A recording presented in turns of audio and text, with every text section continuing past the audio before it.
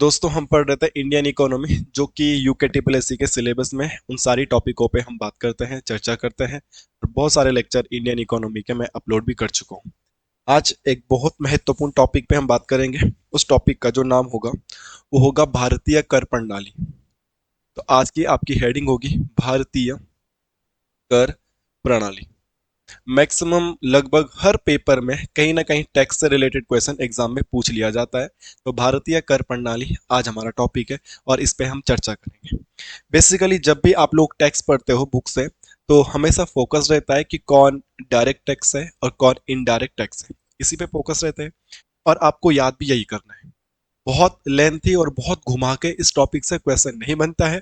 अगर आपने इतना भी याद कर लिया कि ये वाले टैक्स डायरेक्ट है और ये वाले टैक्स इनडायरेक्ट है तो लगभग आपका ये टॉपिक कंप्लीट हो जाएगा। बट इसके अलावा भी कुछ टर्मिनोलॉजी आती है टैक्स वाले सिस्टम में, तो उन पे भी आज हम फोकस करेंगे। बाकी डायरेक्ट और इनडायरेक्ट को तो हम याद करने ही वाले हैं। जब हम कर की बात करते हैं तो कर से रिलेटेड एक पॉइंट मैं आपको बताता हूँ। वैसे तो हम इकोनॉमी पढ़ रहे हैं बट हमारे सिलेबस का हिस्सा होता है हिंदी। तो कर का जो एक अर्थ होता है, कर का एक अर्थ होता है टैक्स। ठीक है। कर का एक अर्थ हाथ भी होता है। कर का एक अर्थ सूंड भी होता है। ठीक है। तो ये कर के अनेकार्थी शब्द है। कहीं ऐसा ना हो कि ये जीके की इकोनॉमी ना पूछे जाए और हिंदी में पूछ लिया जाए कि निम्न में से कर का अर्थ क्या होता है। तो ऐसे टॉपिक चल रहा था तो मैंने आपको साइड में ये बता दिया। जब भी हम भारतीय कर प्रणाली के बारे में पढ़ेंगे तो हम लोगों को ये पता होना चाहिए कि कर है क्या। ठीक है। कर है क्या, इस बात को समझना पड़ेगा। तो पहली बात परिभाषा आती है सरकार की आय का साधन। सरकार की आय का साधन। तो अगर आपसे प्रश्न बनेगा दोस्तों सरकार की आय का साधन क्या है, तो सरकार की आय के साधन को क्या कहते हैं, तो सरकार की आय के साधन को ही क्या कहते हैं, कर। अगर हम लोग टैक्स देते हैं तो सरकार या गवर्नमेंट का पैसा वही तो है। हम बोलते हैं गवर्नमेंट का पैसा, गवर्नमेंट का पैसा है क्या, वो गवर्नमेंट का पैसा जो पब्लिक के द्वारा दिया जाने वाला टैक्स है, कर है, वही तो गवर्नमेंट का पैसा है। तो सरकार की सोर्स ऑफ इनकम क्या है, गवर्नमेंट का सोर्स ऑफ इनकम क्या है कि जनता पे टैक्स लगाओ, जनता टैक्स जमा करेगी, वही गवर्नमेंट का क्या कहलाएगा, पैसा कहलाएगा। तो सरकार की आय का साधन क्या कहलाता है मेरे दोस्तों, तो आप बोलोगे सरकार की आय का जो साधन कहलाता है और सरकार की आय का साधन ही क्या कहलाता है, आपका कर कहलाता है। अब ये कर अलग अलग तरीके से लिया जाता है। अब इस अलग अलग तरीके से करों को जब लिया जाता है तो क्या क्या पॉइंट्स यहाँ पे समझने के लिए आपको मिलता है। तो पॉइंट नंबर ए आपके पास मेरे दोस्तों आता है। अब वो होता है आनुपातिक कराधान। आनुपातिक कराधान। अभी आपने क्या बोला कि हम टैक्स पढ़ रहे हैं तो टैक्स लेने का तरीका भी तो कोई होगा। अरे गवर्नमेंट टैक्स लेती है तो उसका कोई प्रोसेस नहीं होगा क्या, ऐसी बस टैक्स लगा दिया जाए। कुछ तो रूल एंड रेगुलेशन होंगे, कुछ तो तरीके होंगे। अल्टीमेटली आपका गोल पढ़ना है, आपका गोल अचीव करना, आपका गोल है सरकारी नौकरी को पाना। तो हर किसी के सरकारी नौकरी को पाने के अलग अलग तरीके होते हैं। तो सरकार दुनिया भर के टैक्स लगाती है तो कुछ तो तरीके होते होंगे। उनमें से एक ये है आनुपातिक कराधान। मुद्दा यह है कि साहब ये आनुपातिक कराधान में किस प्रकार का टैक्स लगता है, सरकार कौन सा रूटीन फॉलो करती है। तो यहाँ पे एक पॉइंट आप लोगों को अनुपातिक कराधान में एक पॉइंट आप लोगों को लिखना पड़ेगा, सबको सेम परसेंट देना पड़ता है। यह कर सबको बराबर देना पड़ता है। यह कर सबको बराबर देना पड़ता, मतलब इस टाइप्स में आनुपातिक कराधान में एक अनुपात फिक्स कर दिया जाता है। आनुपातिक कराधान में एक रेशियो फिक्स कर दिया और सबको उसी फिक्स रेशियो पे ही टैक्स देना। आप हो, मैं हूं, अंबानी है, बराबर टैक्स देंगे। एक फिक्स रेशियो है। तो ये क्या बोला मैंने, यह कर सबको बराबर देना पड़ता है। इस कर का, इस कर का आय से, आय से कोई संबंध नहीं।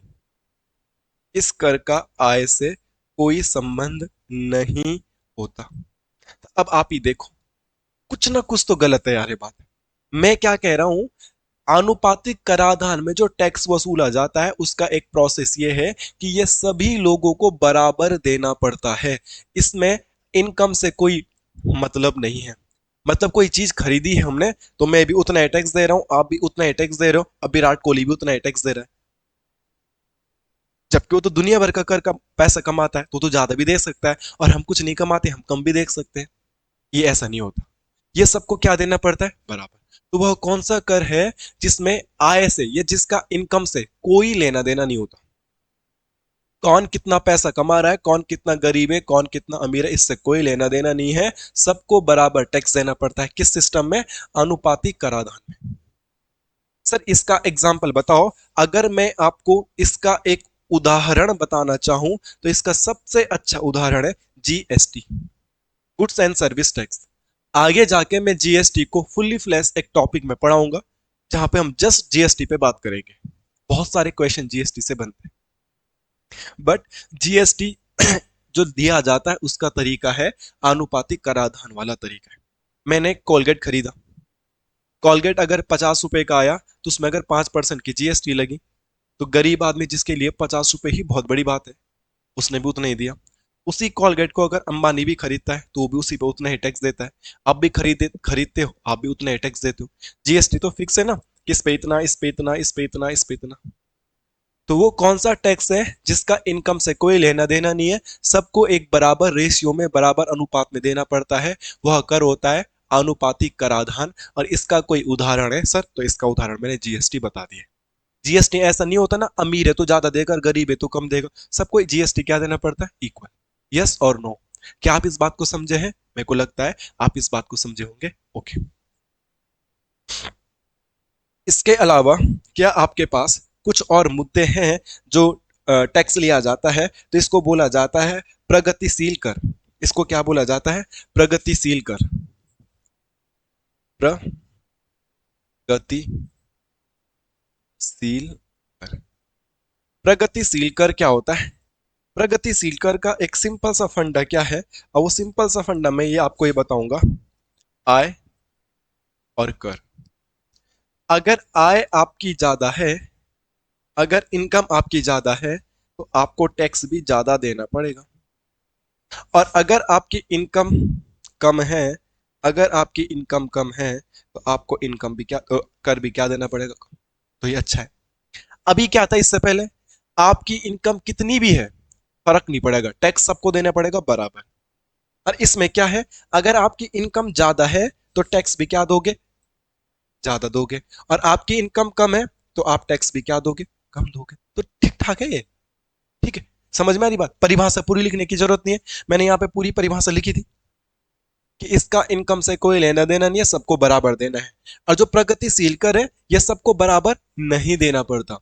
प्रगतिशील कर, प्रोग्रेसिव कर होता है, ये सबको इक्वल नहीं देना पड़ रहा है। जो ज्यादा पैसा कमाएगा वो ज्यादा टैक्स देगा, जो कम पैसा कमाएगा वो कम टैक्स देगा। सर इसका कोई उदाहरण है क्या हमारे पास, कि जिससे हम और अच्छे से समझ पाए? तो मेरे दोस्तों, इसका उदाहरण है आयकर। इसका उदाहरण क्या है? आयकर। इनकम टैक्स होता है, इनकम टैक्स जो होता है वो एक प्रकार का प्रोग्रेसिव कर का या प्रगतिशील कर का क्या है? उदाहरण है। आप इस बात को सहमत है इस बात से? क्या इनकम टैक्स ऐसा नहीं होता जैसे कि आप लोगों की मंथली इनकम 40-50 हजार रुपए है, तो आप कम इनकम टैक्स देते होंगे, अंबानी इनकम टैक्स ज्यादा देता होगा। बीच में तुमने देखा भी होगा कि भारत के जो सेलिब्रिटी थे, उनका इनकम टैक्स बताया जा रहा था बिजनेसमैन से हटकर। तो शाहरुख खान सबसे ज्यादा टैक्स देता है, विराट कोहली ज्यादा टैक्स देता है, सचिन तेंदुलकर ज्यादा टैक्स देता है। तो ऐसे एक लिस्ट आई थी कि कौन ज्यादा टैक्स देता है सरकार को। तो जितना ज्यादा रुपए कमाएगा वो उतना ज्यादा टैक्स देगा। इनकम टैक्स यही नहीं होता, जिसकी जितनी ज्यादा सैलरी वो उतना ज्यादा इनकम टैक्स देगा। यस और नो? जो कम पैसे कमाएगा वो टैक्स भी कम देगा। तो ऐसा जो सिस्टम है वो कौन से वाले टैक्स में होता है? प्रगतिशील कर में होता है। इस बात से आप सहमत है? इनकम टैक्स मैंने अच्छा उदाहरण दे दिया, समझ रहे होंगे आप, जो ज्यादा पैसा कमाता है वो देता है। अब इस कर में एक बहुत अच्छी बात क्या है? इस कर में एक बहुत अच्छी बात है, और ये गरीबों से बहुत कम लिया जाता है, अमीरों से ज्यादा लिया जाता है। इस टैक्स से आर्थिक समानता की जाती है। इस टैक्स से आर्थिक समानता की जाती है। इस टैक्स से आर्थिक समानता की जाती है। आर्थिक समानता की जाती है, मतलब समझ रहे हो आप? मतलब इकोनॉमिकल लेवल पे लोगों को इक्वल करने का प्रयास किया जाता है। जो ज्यादा पैसा कमा रहा है टैक्स ज्यादा दे दे, तू कम कमा रहा तो तू कम ही दे। मतलब गरीब पे भी अगर उतना ही टैक्स लग जाएगा तो पागल हो जाएगा ना, है कि नहीं? तो इसमें आर्थिक समानता की जाती है। या क्वेश्चन आएगा, इस कर द्वारा आर्थिक असमानता को आर्थिक असमानता को दूर किया जाता है। बात एक ही हो गई, ये बात एक ही हो गई। जो समाज में इकोनॉमिकल डिसबैलेंस हमारा चल रहा है, अमीर गरीब वाली जो खाई है, उसको दूर करने का काम ये करता है कि गरीबों से कम लो और अमीरों से ज्यादा ले लो, तो इनको इक्वल करने की कोशिश की जाती है। ठीक है, आर्थिक समानता की जाती है और आर्थिक असमानता को दूर किया जाता है। कौन सा वाला कर है वो? प्रोग्रेसिव कर या प्रगतिशील कर?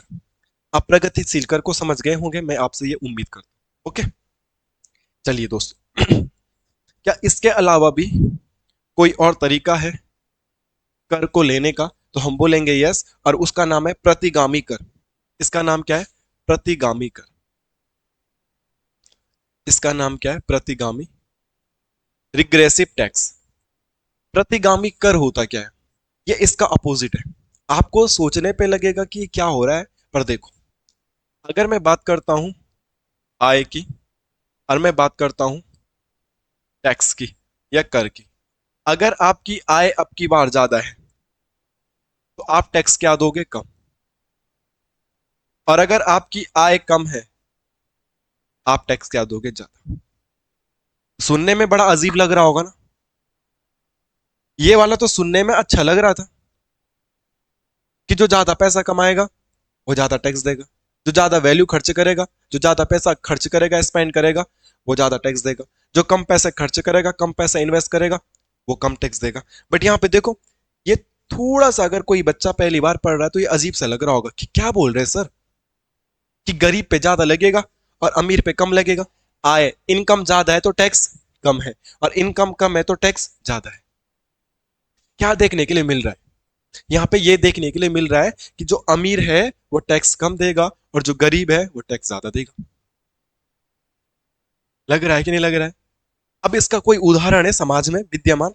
तो अगर मैं इसका एक उदाहरण आपके लेवल पे समझाने का प्रयास आपको करूं, जिससे कि ये चीज आपको और अच्छे से समझ में आए, इसका उदाहरण कुछ हमारे समाज में विद्यमान है। तो आप ऐसा देखो, इसका एक उदाहरण मोबाइल रिचार्ज।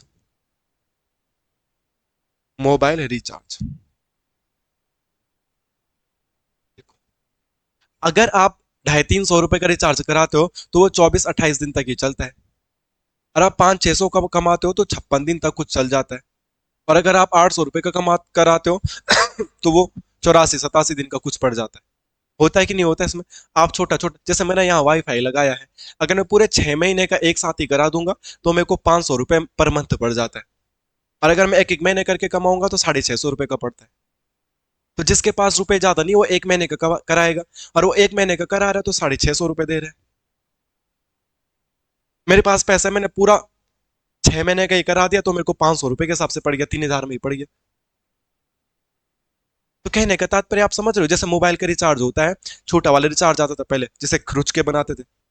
10 रुपए का रिचार्ज खरीदो, उसमें 7 रुपए ही मिलते थे। अब कोई 50 रुपए का रिचार्ज खरीदेगा, उसमें 48 रुपए मिल जाते थे। अब मैंने क्या किया, 10 रुपए का एक रिचार्ज खरीदा, अब मुझे इसमें 7 रुपए की वैल्यू मिली। फिर दूसरा भी 10 रुपए का खरीदूंगा, 7 रुपए मिलेगा। गरीब आदमी तो यार 10-10 रुपए के रिचार्ज खरीद पाएगा ना, जब उसको जरूरत पड़ेगी। कहां से खरीदेगा ज्यादा? एकदम ज्यादा पैसा होता नहीं है। तो आप देखो, अल्टीमेटली उसने 50 रुपए खर्च कर दिए, और उसके पास कितना है? 7 दूनी 14, तो ये 21 चौको 28 पंजे 35। और अमीर आदमी डायरेक्ट ही 50 रुपए का रिचार्ज खरीदता है और उसमें 48 रुपए मिल जाते हैं। तो अमीर को ज्यादा फायदा और गरीब को क्या है? नुकसान हो गया। ऐसे ही आप 3 महीने का मोबाइल रिचार्ज कराते होंगे, आप ज्यादा फायदे में हो, वजह है उसके जो महीने महीने रिचार्ज करता होगा। और आप पूरे साल भर का एक ही बार में रिचार्ज कर दोगे तो आप और भी ज्यादा फायदे में हैं। मगर मिडिल क्लास या हम जो गरीब लोग हैं, एक साल का रिचार्ज कभी नहीं कराते। इतने पैसे होते नहीं कि एक साथ ही 3000 रुपए लगा पाए, मगर वो सस्ता पड़ता है। तो गरीब ज्यादा पे कर रहा है और अमीर कम पे कर रहा है। ये मैंने एक उदाहरण दे दिया आपको। किस उदाहरण का? प्रतिगामी कर का। तो यहाँ पे हमने तीन चीजें देखी थी। अब मुझको लगता है कि ये तीनों चीज आपको क्लियर हुई होगी। प्रतिगामी कर, मैंने यहाँ पे ये भी बताया आपको क्या, प्रगतिशील कर, ये मोस्ट इंपॉर्टेंट है। और मैंने आपको ये भी बताया यहाँ पे अनुपाती कराधान, ये भी काफी महत्वपूर्ण है। और उम्मीद करता हूँ ये वाली बात भी आप लोगों को समझ में आई होगी। ठीक है, अब ये बातें पता चली हैं। अब हम इन करों को दो भागों में बांट देंगे। ठीक है, अब इनका स्वरूप के आधार पर, जो करों का स्वरूप होता है, इस स्वरूप के आधार पर इन करों को बेसिकली दो भागों में बांटा जाता है। एक होता है प्रत्यक्ष कर और एक होता है अप्रत्यक्ष कर। एक होता है प्रत्यक्ष कर और एक होता है अप्रत्यक्ष कर, डायरेक्ट टैक्स और इनडायरेक्ट टैक्स। इस बात से आप लोग सहमत हैं? हाँ सर। यहाँ पे लिखने वाला क्वेश्चन, फिलहाल मेंस की तैयारी कर नहीं रहे हैं, आपको क्या याद करना है? आपको याद करने की ये वाले टैक्स डायरेक्ट है और ये वाले टैक्स इनडायरेक्ट है। डायरेक्ट टैक्स किसे बोलेंगे? जो डायरेक्ट हमसे ही कट जाता है, हमसे ही ले लिया जाता है, हम डायरेक्ट गवर्नमेंट को पे करते हैं। डायरेक्ट टैक्स किसे बोलेंगे? टैक्स कौन दे रहा है? मैं, जनता। ठीक है, जैसे कि मैं अर्जुन की बात करूं, अर्जुन टैक्स दे रहा है, बट अर्जुन डायरेक्ट गवर्नमेंट को टैक्स दे रहा है, बीच में कोई बाउंड्री नहीं है, तो ये डायरेक्ट टैक्स है। और अर्जुन ने पहले शॉपकीपर को टैक्स दिया और शॉपकीपर ने गवर्नमेंट को टैक्स दिया, तो ये कैसा हो गया? इनडायरेक्ट। तो डायरेक्ट कर क्या होता है, इनडायरेक्ट कर क्या होता है, ये समझाने की मुझे लोड नहीं है। डायरेक्ट किसे बोलेंगे यार? जैसे तुम अपनी महिला मित्र को ऑफर मारे, डायरेक्ट उसी को बोले तुम डायरेक्ट, वो डायरेक्ट हो गया। और पहले आपने उसकी फ्रेंड से बात करी, फिर उसकी फ्रेंड के थ्रू उसका नंबर लिया, तब वो इनडायरेक्ट हो गया। तो करों का जो स्वरूप के आधार पर है, तो करों को स्वरूप के आधार पर दो भागों में बांटा गया है, डायरेक्ट टैक्स और इनडायरेक्ट टैक्स। यहां तक किसी भाई बहन को कोई दिक्कत है? नहीं। अब आपको ना पांच छह ये याद करने पड़ते हैं और पांच छह ये याद करने पड़ते हैं कि कौन कौन से कर डायरेक्ट गवर्नमेंट वसूलती है और कौन कौन से कर गवर्नमेंट इनडायरेक्ट वसूलती है। आपको ये लर्न करना पड़ता है बस। बाकी मेंस में या ऐसा कुछ लिखने के लिए क्वेश्चन बनते नहीं है, बहुत इजी टॉपिक है। बस आपको यही तो रटना है कि ये डायरेक्ट है, ये इनडायरेक्ट है। फिर भी आप रटने से बचो, मैं आपको कुछ चीजें जरूर इसमें समझाऊंगा। और क्या समझाता हूं पहले लिखते हैं। जैसे इनकम टैक्स, आयकर। इनकम टैक्स को क्या बोलते हैं हिंदी में? आयकर। तो आयकर डायरेक्ट वसूले जाने वाला कर है। आयकर आपकी सैलरी पर लगता है, आप कमाते हो पैसे। आप में से कोई रोजगार वाला होगा या आपके मम्मी पापा, आपके भाई बहन जो सैलरी वाले होते हैं, जिनका सिलेक्शन हो चुका होगा, उनकी मंथली इनकम ठीक ठाक होगी, उस पर इनकम टैक्स लगता होगा। तो वो पहले किसी को नहीं देते ना, उनकी सैलरी सरकार देती है और सरकार उसी में से इनकम टैक्स काट लेती है। सैलरी भी तो गवर्नमेंट देती है, गवर्नमेंट उसमें से अपना इनकम टैक्स काट लेती है। तो इनकम टैक्स हमने किसी बीच वाले बंदे बंदे को नहीं दिया ना। मैंने क्या बोला? अर्जुन है और डायरेक्ट गवर्नमेंट को टैक्स दे रहा है, तो डायरेक्ट हो गया। तो अर्जुन के पैसे थे, अर्जुन की सैलरी थी, और उसी से गवर्नमेंट ने अपना हिस्सा काट लिया। बीच में मैंने किसी और को नहीं दिया ना, सीधा किसको दिया? सरकार को। और जब कोई कर मैं सीधा सरकार को दे रहा हूं, तो वाला कर कौन सा कहलाएगा? Direct tax. तो क्वेश्चन आएगा आयकर कैसा कर होता है? आप बोलोगे डायरेक्ट कर होता है। और यहाँ पे बेसिक और सिंपल क्वेश्चन आता है, आपको चार पांच याद करने की, ये वाले डायरेक्ट है और ये वाले इनडायरेक्ट है, बस और कुछ नहीं करना। क्वेश्चन ऐसे आता कथन वाले कि पहचानिए कौन सा डायरेक्ट है कौन सा इनडायरेक्ट है। ओके, इस बात से आप लोग सहमत होंगे, सर हम इसे डायरेक्ट देते हैं। दूसरा, और हमको क्या याद करना पड़ेगा मेरे दोस्तों? Corporate tax. Corporate tax, corporate tax को आप लोग बोल लेते हैं निगम कर। क्या बोलते हैं? निगम कर। तो क्वेश्चन आएगा निगम कर या कॉर्पोरेट टैक्स कैसा होता है? तो आप बोलोगे निगम कर और कॉर्पोरेट टैक्स भी डायरेक्ट होता है। कॉर्पोरेट टैक्स या निगम कर भी डायरेक्ट होता है। ये किसी पर्सन पे नहीं लगता, ये पूरी कंपनी पे लगता है। कॉर्पोरेट टैक्स और डायरेक्ट टैक्स कंपनियों पे लगता है। और आपकी कोई बहुत बड़ी कंपनी है और आप हमारे देश में बहुत ज्यादा पैसा जनरेट करते हो, तो आपकी कंपनी पर भी सरकार क्या लगाती है? टैक्स। जैसे अंबानी साहब है, तो अंबानी साहब की इनकम पर भी टैक्स लगता है। कितना वो पैसा कमा रहे हैं, कितनी उनकी सैलरी है, कितना उसके अकाउंट में रखा हुआ है, जो भी होगा उस पर भी टैक्स। और अंबानी साहब की रिलायंस एक कंपनी है, तो रिलायंस कंपनी पर भी क्या लगता है? टैक्स। तो कंपनियों पर लगने वाला टैक्स कॉर्पोरेट टैक्स, उसी को क्या कहते हैं आप लोग? निगम टैक्स। बात समझ में आई नहीं आई?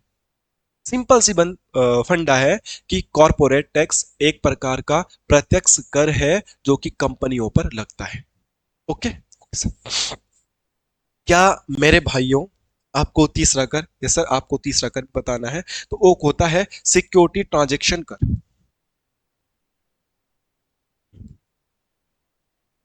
सिक्योरिटी, अंग्रेजी में थोड़ा हाथ कम है, ट्रांजैक्शन,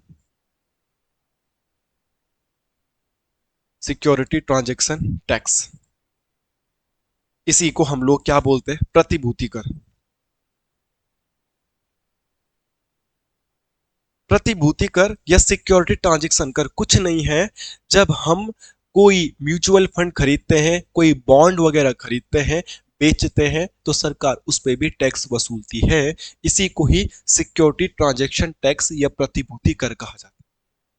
कुल मिला के कोई आप में से म्यूचुअल फंड को यूज करता होगा या म्यूचुअल फंड में पैसे इन्वेस्टमेंट करता होगा या शेयर्स खरीदता होगा, हल्का फुल्का तो आपने देखा होगा ना, कोई ट्रेडिंग वगैरह करते कि मैंने उसके शेयर खरीद लिए, उसके शेयर बेच लिए।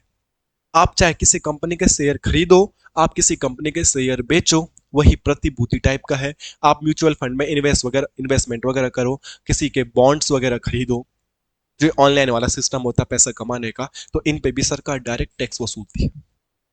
ठीक है। तो क्वेश्चन आएगा क्या सिक्योरिटी ट्रांजैक्शन टैक्स कैसा है, तो आप बोलोगे सिक्योरिटी ट्रांजैक्शन टैक्स एक प्रकार का डायरेक्ट टैक्स है और हिंदी में इसको प्रतिभूति कर कहा जाता है। हिंदी में ही इसको प्रतिभूति कर कहा जाता है। तो प्रतिभूति कर एक प्रकार का डायरेक्ट टैक्स है। ये ऑनलाइन में जब हम बॉन्ड वगैरह खरीदते हैं, म्यूचुअल फंड वगैरह या शेयर वगैरह खरीदते हैं, तो वहां पे हमको ये टैक्स पे करना पड़ता है। सरकार इसको डायरेक्ट वसूल लेती है हमारे टोटल लेन देन से, तो इसीलिए ये भी एक डायरेक्ट टैक्स का हिस्सा है। इसके अलावा कोई डायरेक्ट टैक्स आपको पता होना चाहिए, और ये direct capital gain tax. Capital gain, capital gain tax क्या डायरेक्ट टैक्स है और नहीं है, तो कैपिटल गेन टैक्स भी एक प्रकार का डायरेक्ट टैक्स है। लगभग इसकी ऑफिशियल डेफिनेशन ये है कि एक वर्ष के भीतर आपकी संपत्ति पर जो बढ़ावा हुआ है उस पे लगने वाला टैक्स। कैपिटल गेन टैक्स एक वर्ष के अंदर आपकी संपत्ति में जितना इजाफा हुआ है उस पे लगने वाला टैक्स। जस्ट इमेजिन, आपने 1 बीघा जमीन खरीदी, और जब आपने 1 बीघा जमीन खरीदी तो उसकी वैल्यू थी 50 लाख रुपए। मैं कोट द्वार की बात कर रहा हूं, और ये बात है 2016 की। 2016 में आपने कोट द्वार में 1 बीघा जमीन खरीदी। At that time the value of 1 बीघा जमीन 50 लाख रुपए। 2025 में जब आप इसे बेचने गए तो इसकी जो वैल्यू हो गई 1 करोड़ 20 लाख रुपए है।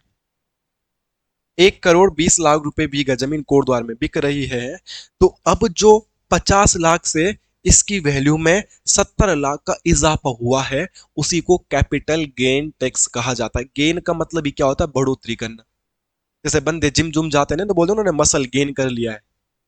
गेन, खरीदा 50 लाख का था, पर उसकी परिसंपत्ति में, उसकी संपत्ति में जो इजाफा हुआ है उस पर भी आपको टैक्स पे करना पड़ेगा। That's called capital gain tax. Got it. आपको डिस्क्रिप्टिव लिखना नहीं है जब तक आप मेंस का पेपर नहीं दोगे। अब मैं मेंस का पेपर देता भी नहीं हूँ, देता भी नहीं हूँ कि पढ़ाता भी नहीं हूँ मेंस के लिए।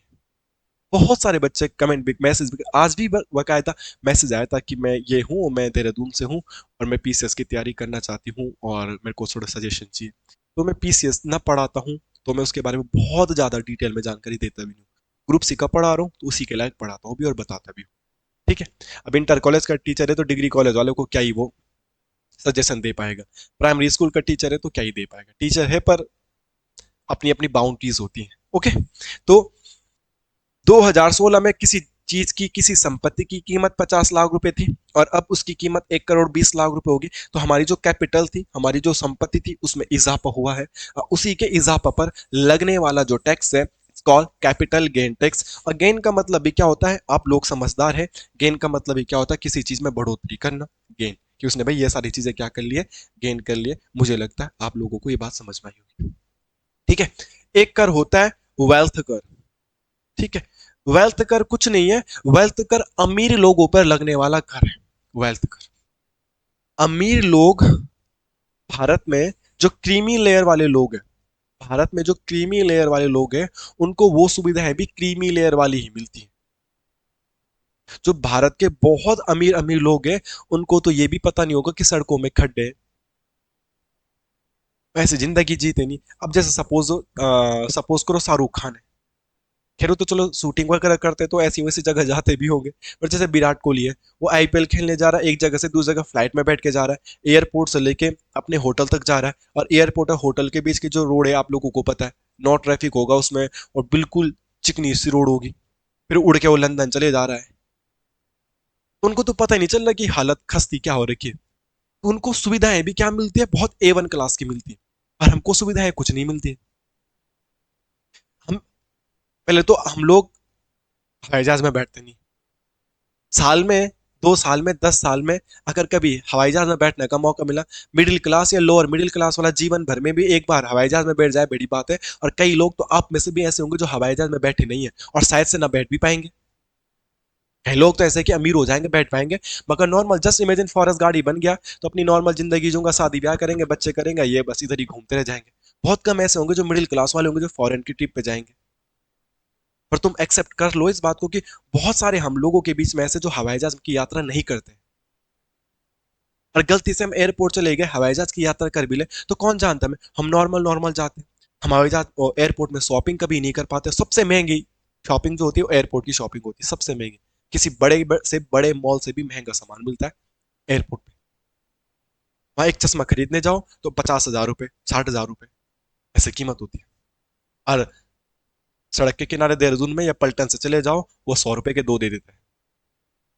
तो कहने का तात्पर्य मेरा क्या है कि जो भारत के अमीर लोग हैं, उनको सुविधाएं भी उसी प्रकार की मिलती है। विराट कोहली कभी एयरपोर्ट से जाता तो 3 4 तो इधर उधर पुलिस वाले या सिक्योरिटी वाले हटाते रहते हैं।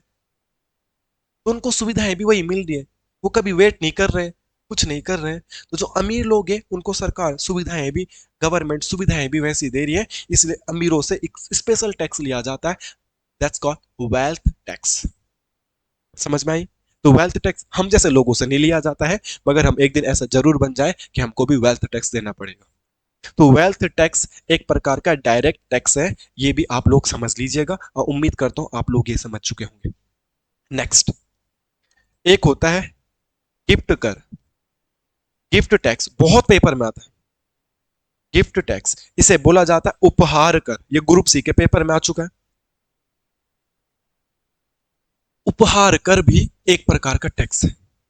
ठीक है, जैसे कि मैं यहाँ पे पढ़ा रहा हूँ और तुम में से कोई स्टूडेंट मुझसे पढ़ता है और उसका सिलेक्शन भी हो गया, और उसके सिलेक्शन में मेरा बहुत बड़ा योगदान है, और वो मेरा बहुत गाई हार्ट फैन है कि यार ये बहुत अच्छा पढ़ाता है।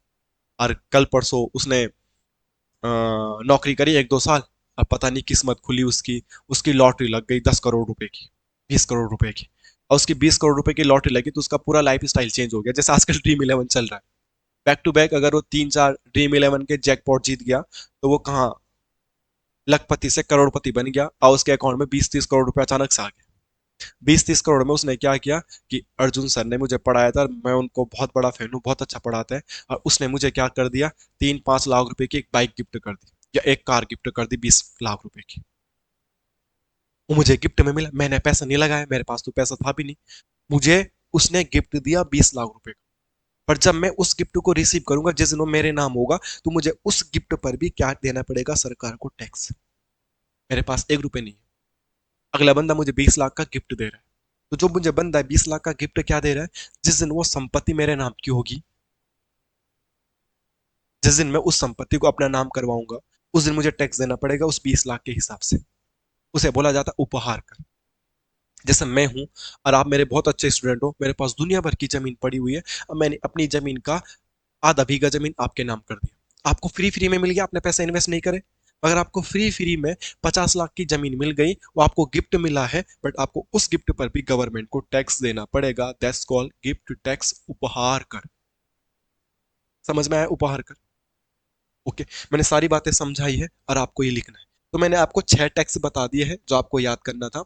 Income tax, corporate tax, security transaction tax, capital gain tax, wealth कर या वेल्थ टैक्स, गिफ्ट टैक्स या उपहार कर। मेरे दोस्तों, आप बताओ, आप समझे उस बात को कि नहीं?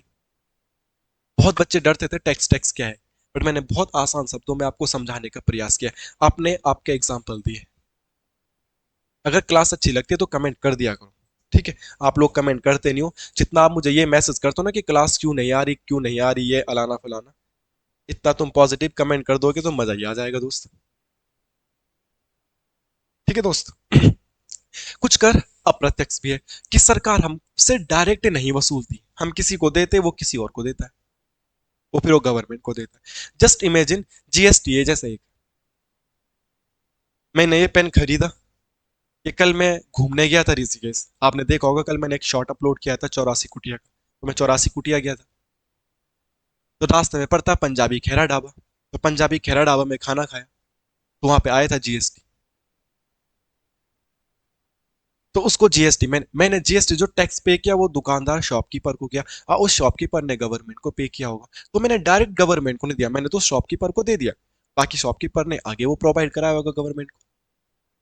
तो जो टैक्स मैं गवर्नमेंट को डायरेक्ट नहीं दे रहा हूं, उस प्रकार के टैक्स को ही मैं क्या कहूंगा मेरे दोस्तों? उस प्रकार के टैक्स को ही मैं अप्रत्यक्ष कर की श्रेणी में डालूंगा। इस बात से आप सभी लोग सहमत होने चाहिए, ठीक है? अब होता है एक्साइज ड्यूटी।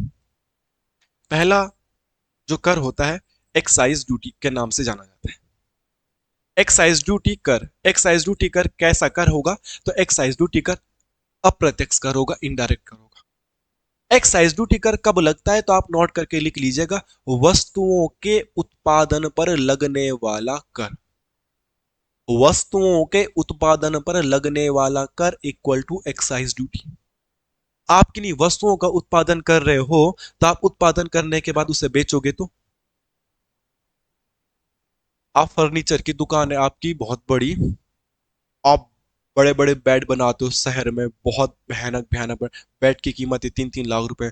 स्टाइलिश खिड़कियां दरवाजे बनाते हो आप, बेंच वगैरह बनाते हो, सोफा बनाते हो आप, वस्तुओं का निर्माण उत्पादन कर रहे हो आप। तो वस्तुओं का उत्पादन, वस्तुओं के निर्माण पर भी सरकार क्या लेती है? टैक्स। और इसको ही कहा जाता है एक्साइज ड्यूटी टैक्स। और ये टैक्स इनडायरेक्ट होता है, ठीक है? नेक्स्ट, तो वस्तुओं के उत्पादन पर लगने वाला कर एक्साइज ड्यूटी कर, इसे आप लिख लीजिएगा अगर किसी बच्चे को समझ में नहीं आया तो। ये पॉइंट भी आप लोगों को याद रखना। अगला होता है custom duty. Custom duty, custom duty को कई बार सीमा कर के नाम से भी जाना जाता है। क्या? सीमा कर। कस्टम ड्यूटी को कई बार किस कर के नाम से जाना जाता है? सीमा कर, ठीक है? जैसे कि अगर मैं कोई चीज, किसी वस्तु को बाहर देश से आयातित करा रहा हूं अपनी सीमा, बॉर्डर क्रॉस करके सीमा कर, तो उस पर भी मुझे टैक्स देना पड़ता है, उसी को कहा जाता है कस्टम ड्यूटी कर या सीमा कर। जैसे कि मुझे एक लैपटॉप चाहिए था, मगर ऐसा एप्पल वाले लैपटॉप इंडिया में बना ही नहीं पा रहे जैसा मुझे चाहिए, जैसे उसमें कंडीशन है कि मुझे ये मेरे लैपटॉप पे खासियत चाहिए भाई। जो एडिटर होते हैं वो महंगे महंगे लैपटॉप यूज करते हैं, बड़े बड़े सॉफ्टवेयर यूज करते हो, बट एप्पल कंपनी से बात करने के बाद एप्पल कंपनी ने कहा कि ऐसा ही लैपटॉप यूएसए में है अवेलेबल, इंडिया में ऐसा लैपटॉप अवेलेबल नहीं है। तो मैंने कहा मुझे वही लैपटॉप चाहिए भाई। मैंने एप्पल की कंपनी को, ये एप्पल के स्टोर रूम में गया, मैंने कहा मुझे ये वाला लैपटॉप दो। उन्होंने कहा हमारे पास ये वाला लैपटॉप अवेलेबल नहीं है। मैंने कहा आई नीड, मेरे को जरूरत है। वो बोलते सर हमारे पास इंडिया में ऐसा लैपटॉप अवेलेबल नहीं है, क्योंकि इंडिया में ऐसे लैपटॉप की डिमांड लोग करते नहीं है, तो हम रखते नहीं है स्टॉक। बट हमारे जैसा लैपटॉप आपको चाहिए, ऐसे लैपटॉप का स्टॉक यूएसए में खूब पड़ा हुआ है, वहां लोगों की डिमांड होती तो हम वहां बेचते, इंडिया में नहीं होती तो हम नहीं बेचते। तो मैंने कहा मुझे वही वाला चाहिए, आप कहीं से भी लाओ। तो एप्पल वाला कंपनी वाले यूएसए से मेरे लिए उस लैपटॉप को मंगाएंगे। तो जब वो लैपटॉप यहाँ आएगा, बॉर्डर क्रॉस करेगा इंडिया में, तो उस पर मुझे एक्स्ट्रा चार्ज देना पड़ेगा, एक्स्ट्रा टैक्स देना पड़ेगा। उसी को ही कस्टम ड्यूटी या सीमा कर कहा जाता है, बाहर से आयातित होने वाली वस्तुओं पे लगने वाला कर। नोट करके लिख लीजिएगा अगर आपको समझ में नहीं आ रही है चीजें, या जब आप 2 महीने बाद रिवाइज करोगे तो आप भूल ना जाओ कि कौन सा कर क्या है।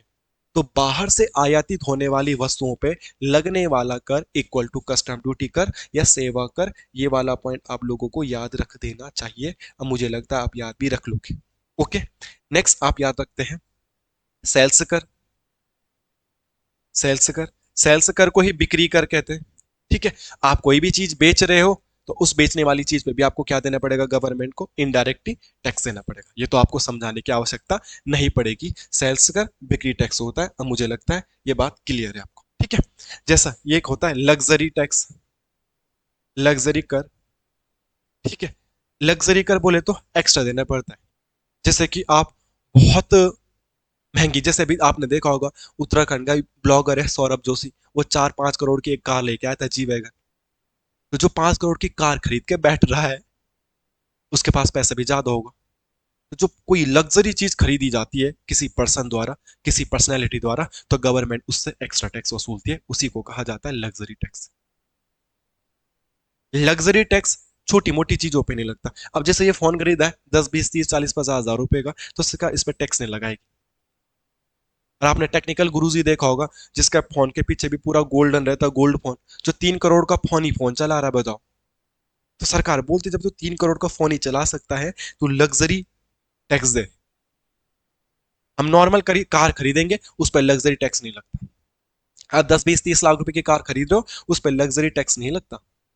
आप लैम्बोर्गिनी खरीद रहे हो, 5 करोड़ की कार खरीद रहे हो, तो आपको उस पर लग्जरी टैक्स देना पड़ेगा। आप लग्जरी शो कर रहे हो ना, आप दिखावा कर रहे हो। दिखावा क्या कर रहे हो, आपके पास है, आपके पास पैसा है, तो गवर्नमेंट बोलती है आपको एक स्पेशल टैक्स देना पड़ेगा जिसका नाम है लग्जरी का, लग्जरी कर, लग्जरी टैक्स। तो लग्जरी टैक्स भी एक प्रकार का इनडायरेक्ट टैक्स होता है। जब सौरभ जोशी ने 5 करोड़ की कार खरीदी होगी तो गवर्नमेंट को थोड़ा नहीं दिया उसने वो टैक्स, उसने शोरूम वालों को दिया होगा, उन्होंने गवर्नमेंट को पे किया होगा लग्जरी टैक्स, जब हम महंगी महंगी चीजों को खरीदते हैं। एक आता है पथ कर। पथ, पथ का मतलब होता है रास्ता, अंग्रेजी में से बोला जाता है toll tax. Toll tax, toll tax, पथ मतलब रास्ता, टोल टैक्स रास्ते पे लगने वाला कर। जो सड़कों में लगता है कर, टोल टैक्स आपको पता है वो भी इनडायरेक्ट होता है, तो आप ध्यान रख सकते हैं पथ कर, टोल टैक्स। ठीक है, ये भी एक प्रकार का इनडायरेक्ट टैक्स है। मुझे लगता है ये बात भी आप लोगों को समझ में आई होगी। एक होता है इंटरटेनमेंट कर, मनोरंजन कर। मनोरंजन कर, मनोरंजन कर इंटरटेनमेंट टैक्स। जैसे हम थिएटर में जाते हैं फिल्म उल्म देखने के लिए, हम फिल्म को घर पे भी देख सकते हैं फोन पे। हम 200 रुपए का 250 रुपए का टिकट वेस्ट करके वहां जा रहे हैं, तो आप वहां देखना वहां पे एक्स्ट्रा टैक्स लगता है, उसको इंटरटेनमेंट टैक्स कहा जाता है। कहीं आप एज्यूमिंग पार्क में जाओ, वाटर पार्क में जाओ, वहां पे भी इंटरटेनमेंट टैक्स लगता है। सरकार बोल रही है अपने मनोरंजन करने के लिए पैसा दे रहा है, मनोरंजन करने के लिए पैसा पे कर रहा है, तो इसका मतलब इसके पास पैसा है, तो सरकार उससे भी इंटरटेनमेंट टैक्स ले लेती है। ठीक है, गांव में लोग इंटरटेनमेंट करने के लिए पैसा नहीं वसूलते, ताश खेलने लग जाते हैं गांव में, लूडो खेलने लग जाते हैं, वो इक्का दुक्का खेलते थे, कुछ खेलते थे, कुछ करते थे गांव में। अब जब शहरों में आए तो इंटरटेनमेंट करने के लिए पैसा चाहिए होता है। जैसे बोर हो रहे घर में बैठे, चलो स्विमिंग पूल चले, चलो। बोर हो रहे, चलो एज्यूमिंग पार्क चले, चलो। चलो बोर हो रहे वाटर पार्क चले, चलो। बोर हो रहे फिल्म देखने, चलो चलो। तब पैसा बर्बाद कर रहे हो बोर होने पे भी, एंटरटेनमेंट करने के लिए भी, तो सरकार बोलती इट मीन आपके पास पैसा है, तो इसीलिए मनोरंजन कर भी लगता है। तो दोस्तों, ये कुछ टैक्स थे जो मैंने आपको यहाँ पे लिखा दिए, प्रत्यक्ष कर और अप्रत्यक्ष कर। मैं अपने हिसाब से बेस्ट एंड बेस्ट और बहुत इजी मेथड से आपको समझाने का ये प्रयास किया था, और उम्मीद करता हूँ ये चीजें आपको समझ में भी आई होगी। फिर भी कोई टैक्स आपको समझ में नहीं आया है, आप कमेंट करके बताना, मैं आपको उसको भी समझाने का प्रयास करूंगा। ठीक है, और बाकी ये सारी चीजें हैं आप याद कर लीजिएगा। ये डायरेक्ट टैक्स है, ये गवर्नमेंट इनडायरेक्ट वसूलती है, तो ये इनडायरेक्ट टैक्स है। इसके अलावा भी आपको अगर और भी टैक्स कोई देखने के लिए मिलेगा तो इस सीरीज को और आगे बढ़ा के याद कर लीजिएगा। एक नंबर 100% यहाँ से आता है कि कौन कौन से टैक्स डायरेक्ट है और कौन कौन से टैक्स इनडायरेक्ट है। होपफुली आप इस बात को समझे होंगे। मिलते हैं नेक्स्ट क्लास में। कमेंट जरूर कर दिया करो यार अगर आपको क्लास अच्छी लगती है ना। उसमें कोई पैसा वेस्ट नहीं होता आपका, जितना आप व्हाट्सएप पे मैसेज करते हो, कॉल कर रहे हो स्पेशल, क्लास क्यों नहीं आ रही है। क्लास इसलिए नहीं आ रही है कि मैं घुमाकड़ी का खूब शौकीन हूँ, घूमता रहता हूँ, आप मेरे शॉर्ट्स भी देखते होंगे। तो मैं घूमने गया था तो इसलिए क्लास नहीं आ पाई थी, उसके लिए मैं माफी चाहता हूँ। बट आप कमेंट कर दिया करो अगर क्लास आपको पसंद या वैल्यूबल लगती है। थैंक यू, मिलते हैं नेक्स्ट क्लास में। जय